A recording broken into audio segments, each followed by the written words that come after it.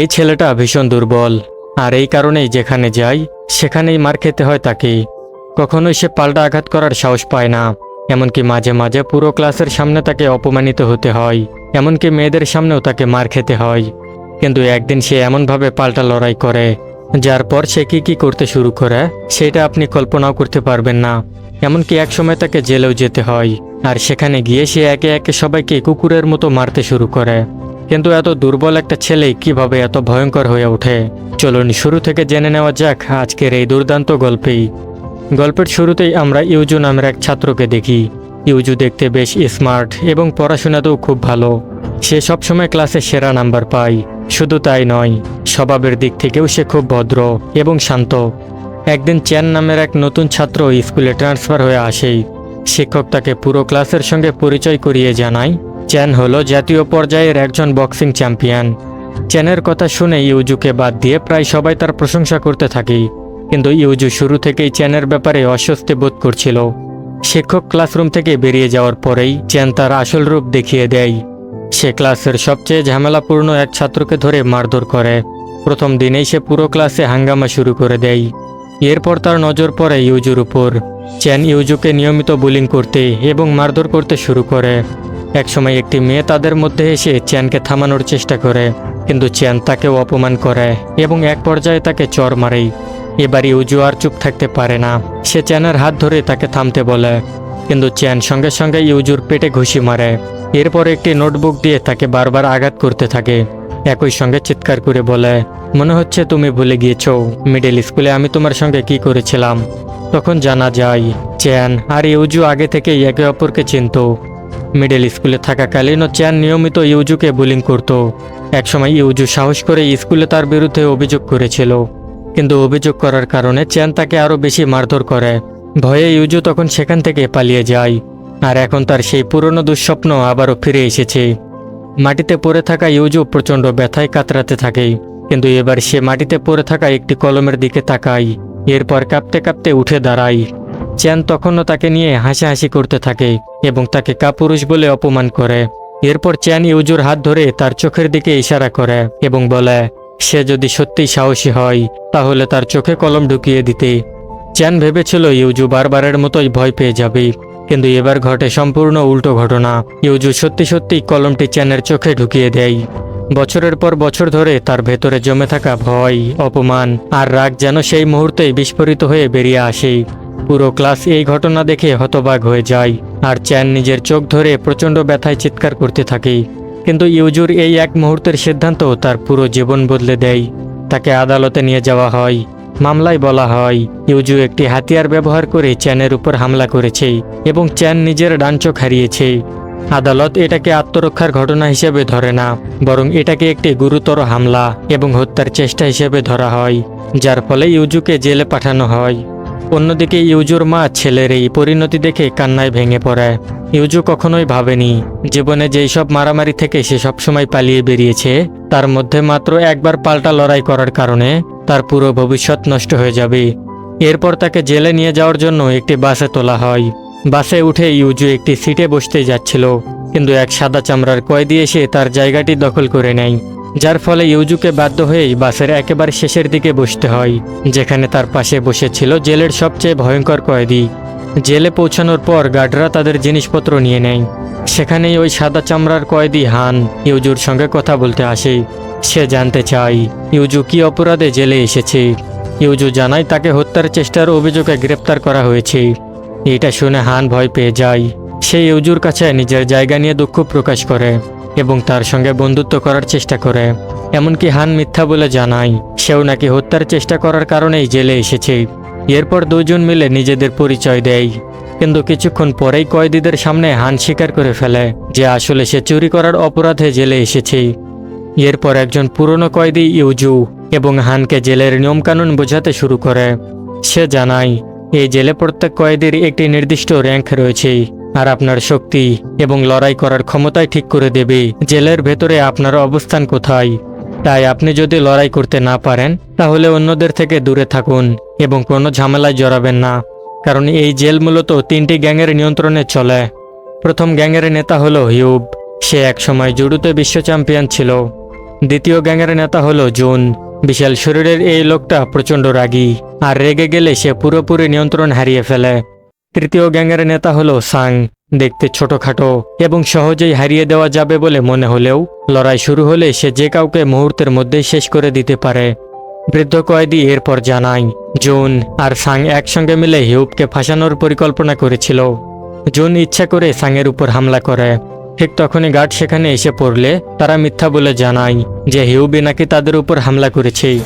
Guard তখন তাদের কথা বিশ্বাস করে হিউবকে ধরে নিয়ে যায় এবং তাকে সলিটারি কনফাইনমেন্টে বন্দি করে রাখে, যার ফলে জেলে নিয়ন্ত্রণকারী 3টি গ্যাংয়ের মধ্যে এখন মাত্র 2টি গ্যাংয়ের সক্রিয় রয়েছে। কিন্তু এই জেলে এমন একজন কয়েদি আছে যাকে কেউ হারাতে পারে না। এমনকি 3 গ্যাংয়ের নেতারা একসঙ্গে তার বিরুদ্ধে গেলেও তাকে হারানো সম্ভব নয়। আর সেই কয়েদির নাম হলো ডনি। হ্যাঁ, বাসে ইউজুর পাশের সিটে বসে থাকা সেই লোকটি হচ্ছে ডনি। ডনি হলো মার্শাল আর্টসের সবচেয়ে কম বয়সে বিশ্ব চ্যাম্পিয়ন হওয়া একজন ভয়ঙ্কর যোদ্ধা। কিন্তু ডনি কিভাবে এত ভয়ঙ্কর হয়ে ওঠে? 2 বছর আগে নিজের বোনের জন্মদিন উপলক্ষে ফুল আর উপহার নিয়ে বাড়িতে ফিরছিল ডনি। বাড়িতে ঢুকে সে ফ্রিজ খুলতেই হঠাৎ তার হাতে রক্ত লেগে যায়। বিষয়টা বুঝতে না পেরে ডনি আতঙ্কিত হয়ে পুরো বাড়িতে তার বোনকে খুঁজতে শুরু করে। অবশেষে সে তার বোনকে খুঁজে পায়, কিন্তু তখন তার বোন রক্তে ভেসে যাচ্ছিল। এরই মধ্যে একজন চোর সেখানে এসে ডনির গলা চেপে ধরে, কিন্তু সেই চোরের কোনো ধারণাই ছিল না সে আসলে কার সঙ্গে ঝামেলায় জড়িয়েছে। ডনি মুহূর্তের মধ্যেই তাকে ধরে ফেলে এবং প্রচণ্ড শক্তিতে টেবিলের উপর আছড়ে ফেলে। এরপর সে চোরের পা ধরে এমনভাবে আঘাত করে যে তার পা ভেঙে যায়। নিজের মায়ের মৃতদেহ দেখেও ডনির মাথা প্রচণ্ড গরম হয়ে যায়।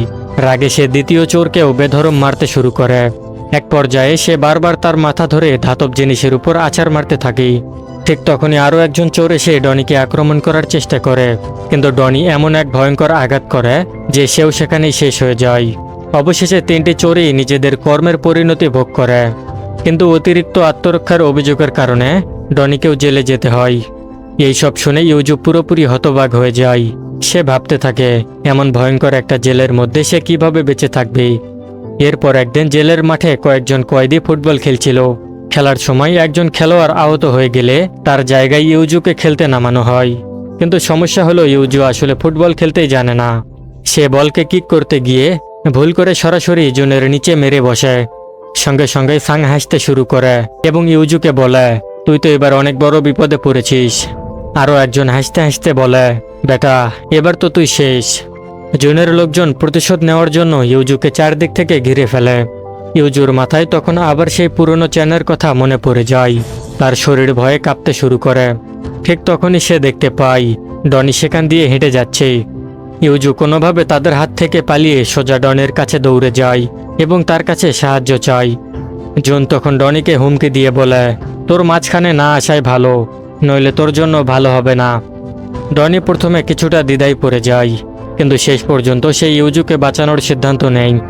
সে জুনকে শান্তভাবে বলে, এই ছেলেটাকে ছেড়ে দাও এবং এখান থেকে চলে যাও। ডনির কথা শুনে ইউজু আরও বেশি ক্ষিপ্ত হয়ে যায়। সে ডনির উপর হামলা করার চেষ্টা করে, কিন্তু ডনি খুব সহজেই তার আঘাত এড়িয়ে যায়। তারপর পাল্টায় এমন জোরালো একটি ঘুষি মারে যে জুন সরাসরি মাটিতে লুটিয়ে পড়ে। এই ঘটনা দেখার পর ইউজুর চোখে ডনির প্রতি সম্মান আরও বেড়ে যায়। কিন্তু সেই দিনের পর জুনের মনে ইউজুর প্রতি ঘৃণা এবং প্রতিশোধের আগুন আরও ভয়ঙ্কর হয়ে ওঠে। এরপর একদিন চ্যান জেলের ভেতরে ইউজুর সঙ্গে দেখা করতে আসে। সে ইউজুকে বলে, তোর জন্য আমার বক্সিং ক্যারিয়ার শেষ হয়ে গিয়েছে, এমনকি আমাকে স্কুলও ছেড়ে দিতে হয়েছে। ইউজু নিজের ভুলের জন্য বারবার তার কাছে ক্ষমা চাইতে থাকে, কিন্তু চ্যান তার কোনো কথাই শুনতে চায় না। সে নিজের চোখের ব্যান্ডেজ খুলে ইউজুকে তার নষ্ট হয়ে যাওয়া চোখ দেখায়। চোখটা দেখে ইউজু এতটাই ভয় পেয়ে যায় যে সে ঠিকমতো চ্যানের দিকে তাকাতেও পারে না। চ্যান তখন তাকে হুমকি দিয়ে বলে, আমি তোর জেল থেকে বের হওয়ার অপেক্ষায় থাকব আর তোর সঙ্গে এমন প্রতিশোধ নেব যা তুই সারা জীবন মনে রাখবি। ইউজু ভয়ে কাঁদতে কাঁদতে তাকে থামানোর চেষ্টা করে, কিন্তু চ্যান তার কোনো কথাই না শুনে সেখান থেকে চলে যায়। এখন ইউজুর জেলের জীবন যেন সত্যিকারের দুঃস্বপ্নে পরিণত হয়েছে। দিনের বেলা জুন তাকে ভয় দেখায়, আর রাত হলেই চ্যানের সেই ভয়ঙ্কর মুখ তার স্বপ্নে আসে। একদিন ইউজু দেখতে পায় ডনি জেলের মাঠে ব্যায়াম করছে। ইউজু তার কাছে গিয়ে তাকে বাঁচানোর জন্য ধন্যবাদ জানায়, কিন্তু ডনির কাছে গিয়ে তাকে লড়াই শেখানোর কথা বলার মতো সাহস তখনও তার হয়নি। এইভাবে কয়েকদিন কেটে যায়। অবশেষে একদিন ডনি নিজেই ইউজুকে থামিয়ে জিজ্ঞেস করে, তোর আমার কাছে কি চাই? ইউজু তখন অনেক কষ্টে সাহস করে বলে, আমি আপনার মতো শক্তিশালী হতে চাই, আমাকে লড়াই করতে শিখিয়ে দিন। ডনি প্রথমে একদমই পরিষ্কারভাবে তাকে না করে দেয়। সে বলে, আমি চাই না তুইও আমার মতো নিজের শক্তি ব্যবহার করে কাউকে আঘাত করিস। কিন্তু ইউজু এবার আর পিছু হাঁটে না। সে বলে, আমি আর পালাতে চাই না, সবসময় ভয় পেতে পেতে আমি ক্লান্ত হয়ে গিয়েছি। আমি নিজের দুর্বলতাকে ঘৃণা করি, আর এখন আমি তাদের সবার সামনে দাঁড়াতে চাই যারা এতদিন আমাকে কষ্ট দিয়েছে। ইউজুর কথাগুলো ডনের মনে প্রভাব ফেলে। অবশেষে ডনি তাকে ট্রেনিং দিতে রাজি হয়, তবে একটি শর্তে। সেই ইউজুকে বলে, 100 মিনিটের মধ্যে এই মাঠে 100 বার চক্কর দিতে হবে। এটা করতে পারলে তবেই আমি তোমাকে ট্রেনিং দেব। ইউজু সঙ্গে সঙ্গে দৌড়ানো শুরু করে। কিছুক্ষণ পরেই তার শ্বাসকষ্ট শুরু হয়ে যায়, পা যেন আর চলতেই চায় না। শরীরের সমস্ত শক্তি শেষ হয়ে আসতে থাকে, কিন্তু ইউজু থামে না। সে একে একে নিজের অতীতের সেই সব ভয়ঙ্কর মুহূর্তের কথা মনে করতে থাকে, যখন তাকে মারধর করা হয়েছিল, সবার সামনে অপমান করা হয়েছিল, এবং দিনের পর দিন তাকে দুর্বল বলে তুচ্ছ করা হয়েছিল। ইউজুর মনে হতে থাকে নিজেকে বদলে ফেলার এটাই হয়তো তার শেষ সুযোগ। তাই সে নিজের সবটুকু শক্তি দিয়ে দৌড়াতে থাকে। 71 চক্কর দেওয়ার পর তার অবস্থা এতটাই খারাপ হয়ে যায় যে শরীরে আর একটু শক্তি থাকে না। শেষ পর্যন্ত সে হাল ছেড়ে মাটিতে পড়ে যায়। ডনি তার কাছে এসে বলে, হাল ছেড়ে দেওয়া কোনো লজ্জার বিষয় নয়। কিন্তু ইউজু এবারও হার মানতে রাজি নয়। সে নিজের সবটুকু শক্তি দিয়ে আবারও উঠে দাঁড়ায়, তারপর আবার দৌড়াতে শুরু করে। সে ততক্ষণ পর্যন্ত দৌড়াতে থাকে যতক্ষণ না শেষ পর্যন্ত জ্ঞান হারিয়ে মাটিতে পড়ে যায়। ডনি সঙ্গে সঙ্গে তার সাহায্য করার জন্য ছুটে আসে। ইউজু 100 চক্কর পূরণ করতে পারেনি ঠিকই, কিন্তু তার এই জেদ আর হার না মানার মানসিকতা দেখে ডনি শেষ পর্যন্ত তাকে ট্রেনিং দেওয়ার সিদ্ধান্ত নেয়। ডনির সঙ্গে জেলের অফিসারের ভালো সম্পর্ক আছে, তাই ডনি অফিসারকে বলে ইউজুকে নিজের সেলে শিফট করে নেয়। এরপর শুরু হয় ইউজুর আসল ট্রেনিং।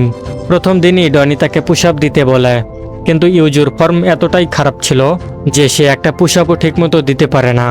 তখন ইউজু বুঝতে পারে সে আসলে কতটা দুর্বল। ডনি তাকে সাহস দেয় এবং প্রতিদিন কঠোর পরিশ্রম করাতে শুরু করে। দিনের পর দিন কঠোর পরিশ্রম করতে করতে ধীরে ধীরে ইউজুর শরীরে শক্তি আসতে শুরু করে। এখন সে ভারী ওজনও তুলতে পারে, এমনকি সহজেই পুশ আপও দিতে পারে। ডনি তাকে বোঝায়, শুধু ব্যায়াম করলেই হবে না, শরীরকে শক্তিশালী করতে হলে ভালো এবং পুষ্টিকর খাবারও জরুরি। দিন যত যেতে থাকে ইউজুর শরীরেও তত বেশি পরিবর্তন আসতে থাকে। তার শরীরে ধীরে ধীরে মাংসপেশি তৈরি হয়। দুর্বল ইউজু এখন শক্তিশালী হতে থাকে।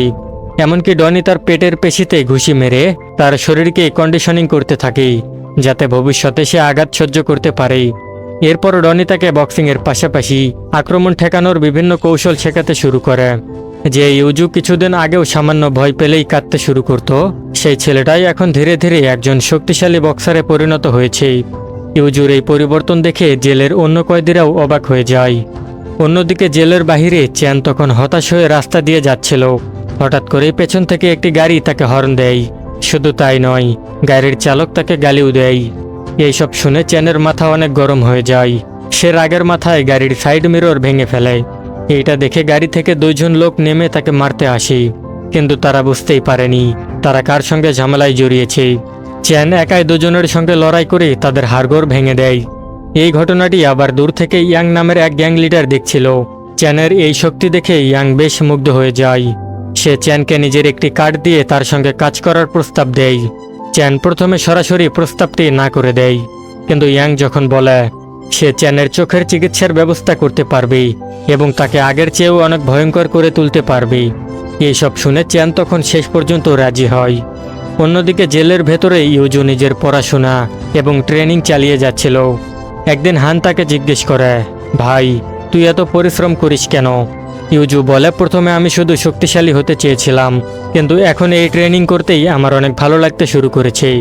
ঠিক তখনই হান একটি খারাপ খবর দেয়। ডনের বয়স 23 বছর হয়ে গিয়েছে, আর এই কারণে তাকে এবার প্রাপ্তবয়স্ক জেলে শিফট করা হবে। এই খবর শুনে ইউজুর মন ভেঙে যায়। তার সবচেয়ে কাছের মানুষটাকে হারানোর চিন্তায় সে নিজের ট্রেনিংয়ের প্রতি মনোযোগ হারাতে শুরু করে। ডনি বিষয়টা বুঝতে পারে। সে ইউজুকে বলে, তুই কি ভেবেছিলি আমি সারা জীবন তোর দেখাশোনা করব? একসময় তোকে নিজের শক্তিতেই লড়তে হবে, তাই সময় নষ্ট করিস না, পরিশ্রম করে যা। ডনের কথাগুলো ইউজুকে আবারও নিজের লক্ষ্যের কথা মনে করিয়ে দেয়।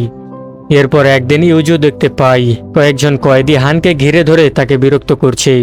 এবার ইউজু আর চুপ করে দাঁড়িয়ে থাকে না, সে সরাসরি তাদের মাঝখানে গিয়ে দাঁড়ায় এবং প্রথমবারের মতো নিজের বন্ধুকে বাঁচানোর জন্য ওই গুন্ডাদের বেধড়ক মারধর করে। কিন্তু অন্যদিকে জুন তখনও প্রতিশোধের আগুনে জ্বলছিল। তার লোকজন কৌশলে ইউজুকে একটি ওয়ার্কশপে ডেকে পাঠায়। তারা ইউজুকে বলে তার সঙ্গে নাকি জরুরি কিছু কথা আছে। ইউজু তাদের কথাই বিশ্বাস করে সেখানে চলে যায়। কিন্তু সেখানে গিয়ে সে দেখে জুন আগে থেকেই তার জন্য অপেক্ষা করছে। ইউজু পুরনো ঘটনার জন্য আবারও তার কাছে ক্ষমা চাওয়ার চেষ্টা করে, কিন্তু জুন সেখানে ক্ষমা চাইতে আসেনি, সে এসেছিল ইউজুকে শেষ করে দিতে। হঠাৎ করেই জুন সরাসরি ইউজুর মাথায় আঘাত করার চেষ্টা করে, কিন্তু এবার জুন আগের সেই দুর্বল ছেলেটা নয়। সে খুব সহজেই আঘাতটি এড়িয়ে যায় এবং সঙ্গে সঙ্গে পাল্টা জুনের মুখে সজোরে একটি ঘুষি মারে। নিজের লোকজনের সামনে এমন অপমান জুন কোনোভাবেই মেনে নিতে পারে না। রাগে সে ইউজুকে তুলে পুরো শক্তি দিয়ে মাটিতে আছড়ে ফেলে। কিন্তু পরের মুহূর্তেই সেখানে থাকা সবাই অবাক হয়ে যায়, কারণ ইউজু কোনো ব্যথার লক্ষণ না দেখিয়ে আবার উঠে দাঁড়ায়। এরপর শুরু হয় দুজনের মধ্যে ভয়ঙ্কর লড়াই। ইউজু ডনের কাছ থেকে শেখা সব কৌশল একে একে ব্যবহার করতে থাকে, কিন্তু জুনের বিশাল শরীর আর শক্তির কাছে ইউজু তখনও কিছুটা পিছিয়ে ছিল। জুন একের পর এক আঘাত করতে থাকে। এক পর্যায়ে সে ইউজুকে এতটাই মারধর করে যে ইউজুর পুরো শরীরে রক্ত ভেসে যায় এবং সে মাটিতে পড়ে যায়। সবাই মনে করে ইউজু এবার হেরে গিয়েছে, কিন্তু ইউজু আবারও নিজের অবশিষ্ট শক্তি দিয়ে উঠে দাঁড়ায়। তারপর সে সমস্ত রাগ এবং শক্তি দিয়ে জুনের উপর ঝাঁপিয়ে পড়ে। এবার ইউজুর দ্রুত বক্সিংয়ের সামনে জুন আর টিকতে পারে না। কিছুক্ষণ পর ইউজুর আঘাতে জুন জ্ঞান হারিয়ে মাটিতে পড়ে যায়, কিন্তু ইউজুর রাগ তখনও কমেনি। সে জ্ঞান হারানো জুনকে মারতেই থাকে। ঠিক তখনই ডনি সেখানে এসে ইউজুকে থামিয়ে দেয়, কারণ ডনি চায় না রাগের বশে ইউজু সেই একই ভুল করুক যে ভুল একসময় ডনি নিজে করেছিল। অন্যদিকে চ্যানের চোখের চিকিৎসা সম্পূর্ণ হয়ে যায়। এবার সে আগের চেয়েও ভয়ঙ্কর এবং রক্তপিপাসু হয়ে উঠেছে। গ্যাংস্টার ইয়াংয়ের সবচেয়ে বিশ্বস্ত লোক হয়ে ওঠে চ্যান। ইয়াংয়ের হয়ে সে একের পর এক মানুষকে হত্যা করতে থাকে। এদিকে জেলে ডনের আজকে শেষ দিন। জেল ছেড়ে যাওয়ার আগে সে ইউজুর জন্য অনেক খাবার রান্না করে। এরপর তাদের মধ্যে শেষবারের মতো একটি আসল ফাইট শুরু হয়। ইউজু ডনিকে ভীষণ সম্মান করত, তাই সে পুরো শক্তি দিয়ে ডনিকে আক্রমণ করছিল না। ডনি চিৎকার করে তাকে বলে, শত্রুর সামনে যদি এইভাবে দয়া দেখাও তাহলে একদিন তুই নিজেই মারা যাবি। ইউজু চেষ্টা করে ডনির দিকে ঘুষি মারতেই, কিন্তু ডনির মুখে ঘুষি লাগার ঠিক আগ মুহূর্তে সে নিজের হাত থামিয়ে নেয়। ডনি তখন মুচকি হাসে, তারপর বলে, তোর পরিবর্তন আমার প্রত্যাশার চেয়েও অনেক ভালো হয়েছে। আজকে থেকে তোর ট্রেনিং শেষ। ডনি ইউজুর প্রশংসা করে বলে, সে এমন কঠিন ট্রেনিং সহ্য করেছে যেটা অনেক বড় বড় বক্সাররাও সহ্য করতে পারত না। জেল থেকে যাওয়ার সময় ডনি ইউজুকে একটি গুরুত্বপূর্ণ কথা বলে যায়। সে বলে, হাঙর যদি সাঁতার কাটা বন্ধ করে দেয় তাহলে সে মারা যায়, তাই তুইও কখনো থামবি না। ডনি চলে যাওয়ার পর ইউজু আর নিজেকে সামলাতে পারে না। সে প্রচণ্ড কান্নায় ভেঙে পড়ে, কারণ তার জীবনে ডনির জায়গা নেওয়ার মতো আর কেউ ছিল না। কিন্তু নিজের কষ্ট ভুলে থাকার জন্য ইউজু আবারও অনেক বেশি পরিশ্রম করতে শুরু করে। অন্যদিকে জেলের বাহিরে এক পুরনো কয়েদি যে এখন চ্যানের হয়ে কাজ করছে, সে চ্যানকে জানায় যে ডনি ইউজুকে একজন ভয়ঙ্কর ফাইটারে পরিণত করেছে। পরের দিন চ্যান আবার জেলে ইউজুর সঙ্গে দেখা করতে আসে। সে ইউজুকে জিজ্ঞেস করে, তুই কি আমার সঙ্গে লড়াই করার জন্যই ফাইটিং শিখছিস? কিন্তু এবার ইউজুর চোখে বিন্দুমাত্র ভয় নেই, বরং সে চ্যানকে দেখে মুস্কি হাসে এবং বলে, তুমি এখনো সেই আগের মানুষটাই আছো, একটুও বদলাওনি। ইউজুর চোখে এখন আর সেই পুরনো ভয় নেই, সেখানে দেখা যাচ্ছিল এক অদ্ভুত আত্মবিশ্বাসের ঝলক। ঠিক তখনই হিউব, জুডো চ্যাম্পিয়ন, সলিটারি থেকে বের হয়ে আসে। জুন এই সুযোগটা কাজে লাগায়। সে হিউবকে মিথ্যা কথা বলে জানায় ইউজু তাকে হারিয়ে তার জায়গা দখল করতে চায়। তখন হিউব জুনের কথা বিশ্বাস করে ফেলে। এরপর তৃতীয় গ্যাংয়ের নেতা সাং ইউজুকে সরাসরি লড়াইয়ের জন্য চ্যালেঞ্জ করে। আর এবার ইউজুর সামনে দাঁড়িয়ে যায় এমন একজন প্রতিপক্ষ যে কোনোভাবেই তাকে সহজে ছেড়ে দিতে রাজি নয়। সাং ইউজুকে বলে, তুমি যদি আমাকে হারাতে পারো তাহলে তুমি যা বলবে আমি সেটাই করব। ইউজু তখন একটি শর্ত দেয়, আমি যদি জিতে যাই তাহলে তুমি দুর্বল কয়েদিদের আর কখনোই বিরক্ত করবে না। সাং এই শর্ত মেনে নেয় এবং তাদের লড়াইয়ের দিন ঠিক হয়ে যায়। এরপর ইউজুকে আবারও তার পুরনো সেলে পাঠিয়ে দেওয়া হয়, যেখানে আগে থেকেই হিউব ছিল। হিউব তখন ইউজুকে জিজ্ঞেস করে, তুই কি আমার সঙ্গে লড়াই করে আমার জায়গা দখল করতে চাস? ইউজু একদম পরিষ্কারভাবে বলে, না, আমার মারামারি বা ঝামেলায় কোনো আগ্রহ নেই। ইউজুর কথা শুনে হিউব অবাক হয়ে যায়, কারণ জুন ইউজুর সম্পর্কে তাকে যা বলেছিল, ইউজুর আচরণ তার সম্পূর্ণ বিপরীত। অবশেষে লড়াইয়ের দিন চলে আসে। জেলের প্রায় সব কয়েদি সেখানে জড়ো হয়ে যায়, কিন্তু ইউজুর কোনো খবর নেই। সাং তখন তাকে কাপুরুষ বলে অপমান করতে শুরু করে। ঠিক তখনই হিউব সেখানে এসে বলে, এই লড়াই বন্ধ করা উচিত। লড়াই কখনোই শান্তি এনে দেয় না, বরং শুধু মানুষকে আহত করে দেয়। কিন্তু সাং কারো কথাই শুনতে রাজি নয়। সবাই যখন ইউজুর অপেক্ষা করছিল, ঠিক তখনই অবশেষে তার এন্ট্রি হয়। মুহূর্তের মধ্যেই পুরো জায়গার সবার চোখ ইউজুর দিকে চলে যায়। লড়াই শুরু হতেই সাং বিদ্যুতের গতিতে ইউজুর উপর আক্রমণ চালায়। তার আঘাত ছিল এতটাই দ্রুত আর শক্তিশালী যে ইউজু ঠিকমতো সামলে ওঠার সুযোগই পাচ্ছিল না। সাং একের পর এক আঘাত করে ইউজুকে বেধরম মারতে থাকে। এক পর্যায়ে সেই ইউজুকে তুলে নিয়ে প্রচণ্ড জোরে মাটিতে আছড়ে ফেলে, কিন্তু ইউজু আবারও উঠে দাঁড়ায়। সাং এবার আরও শক্তিশালী একটি লাথি মারে। ইউজু আবারও মাটিতে লুটিয়ে পড়ে। সবাই মনে করতে থাকে এবার হয়তো ইউজু আর উঠতে পারবে না, কিন্তু ইউজুর ইচ্ছাশক্তি ছিল অনেক শক্ত। সে আবার উঠে দাঁড়ায়। এবার সাং যখন আক্রমণ করতে এগিয়ে আসে, ইউজু তখন সুযোগ বুঝে তাকে নিচে ফেলে দেয়। তারপর সাংয়ের পা চেপে ধরে তাকে একটি চক হোল্ডে আটকে ফেলে। সাংয়ের ধীরে ধীরে শ্বাস নিতে কষ্ট হতে থাকে। শেষ পর্যন্ত বাধ্য হয়ে সে হার মেনে নেয়। এই জয়ের পর ইউজু জেলের সবচেয়ে শক্তিশালী কয়েদি হিসেবে প্রতিষ্ঠিত হয়ে যায়। এরপর সে হিউব, জুন আর সাংয়ের সঙ্গে মিলেই একটি সিদ্ধান্ত নেয়। এখন থেকে জেলের কোনো কয়েদি আর দুর্বল কাউকে হয়রানি করবে না। ধীরে ধীরে জেলের পরিবেশ বদলে যেতে শুরু করে। যারা একসময় একে অপরের শত্রু ছিল, তারাই এখন একে অপরের বন্ধু হয়ে যায়। এমনকি সাং নিজেই ইউজুকে নিজের ভয়ঙ্কর লাথির টেকনিক শেখাতে শুরু করে। হান ইউজুকে বলে, ভাই, প্রথম দিন তোকে দেখেই বুঝেছিলাম তুই একদিন অনেক বড় কিছু করবি। অন্যদিকে ডনি নতুন একটি জেলে গিয়ে অন্য একজন কয়েদিকে ট্রেনিং দিচ্ছিল, কিন্তু সে জুনকে কখনোই ভুলে যায়নি। এইদিকে জেলে ইউজুর ভালো আচরণ আর পরিবর্তনের কারণে তাকে নির্ধারিত সময়ের আগেই মুক্তি দেওয়ার সিদ্ধান্ত নেওয়া হয়। জেল থেকে বের হওয়ার আগে ইউজু শেষবারের মতো সেই মাঠের দিকে তাকায়। এই মাঠেই সে ডনির সঙ্গে দিনের পর দিন ট্রেনিং করেছিল, কিন্তু এখন সে আর আগের সেই দুর্বল এবং ভীতু ছেলেটা নেই। একজন ভীতু ছেলে থেকে সে এখন সত্যিকারের একজন শক্তিশালী মানুষে পরিণত হয়েছে। কিন্তু জেল থেকে বের হওয়ার পরেই তার সামনে এমন একজন দাঁড়িয়েছিল যাকে দেখার আশা একদমই সে করেনি। সামনে দাঁড়িয়েছিল চ্যান। সেই ইউজুর জন্যই সেখানে অপেক্ষা করছিল। দুজনের মধ্যে কোনো কথা হয়নি। এক মুহূর্তের মধ্যেই তাদের লড়াই শুরু হয়ে যায়। চ্যানের ফাইটিংয়ের অভিজ্ঞতা ছিল অনেক বেশি, তাই শুরুতে সেই ইউজুর উপর বেশ ভারী পড়তে থাকে। এক পর্যায়ে চ্যান ইউজুর মাকে নিয়ে অপমানজনক কথা বলতে শুরু করে। সে বলে, তোর মা একটা কুকুরের মতো আমার সামনে হাত জোর করে কেঁদেছিল যেন আমি এই মামলা তুলে নেই। এই কথা শুনে ইউজুর রাগে মাথা গরম হয়ে যায়। সে সঙ্গে সঙ্গে পাল্টা আক্রমণ করে, কিন্তু চ্যানও কম ভয়ঙ্কর ছিল না। সে কৌশলে ইউজুকে মাটিতে ফেলে দেয়। তারপরে ইউজুর মুখ টি শার্ট দিয়ে ঢেকে দিয়ে তাকে মারতে শুরু করে। এক পর্যায়ে ইউজু রক্তাক্ত হয়ে মাটিতে পড়ে যায়।